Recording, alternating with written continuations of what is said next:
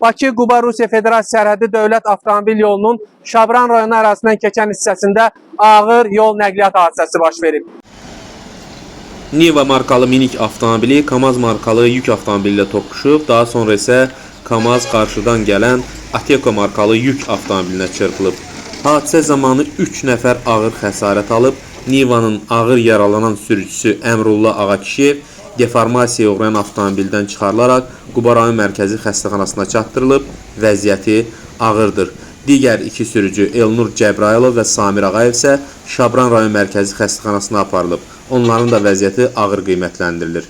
Qəzaya Niva markalı nəqliyyat vasitəsinin manevr qaydalarını pozmasının səbəb olduğu bildirilir. Hadisə yerinin avtotexniki ekspertizası aparılıb, araşdırmalar davam etdirilir.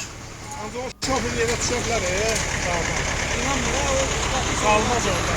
Yoksa sonradan şey olur. Bir de o taraftaki sahalarda ortaya çıkıyor.